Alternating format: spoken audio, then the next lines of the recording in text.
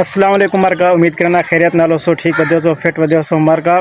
जिमें तक मैं दसाया हम कल मैच थी पियान पाकिस्तान दे जेरी फोर्थ राइट टीम है उन्हें मैच थी पियान वर्ल्ड कप दे ढेर सारा टीम जरा उन्हें क्वालीफाई किया ने ते उन्हें जरा ना ब्या टीम हैं उन्हें अज मैच थी पे अज शुरू हैं तो पाकिस्तान के जो मैच हैं जरा पहला डी हाँ पाकिस्तान का वो जरा वो पहले नंबर पर रह गए तो जरा दूजा डी हाँ पाकिस्तान का उन्हें भी दूजे पहले नंबर पर रह गए तो पाकिस्तान की एक बहु वही ये भी अचीवमेंट है कि बगैर चिकन डिनर किते पाकिस्तान पहले नंबर पर रह गए। उन्हें इंजा टीम भी हैं जरा दू दफ़ा चिकन डिनर किते ने लेकिन वला भी वो नहीं पहुँच सके पहले नंबर पर। पाकिस्तान वो वहद टीम है जी पहले नंबर पर पहुँच गई है।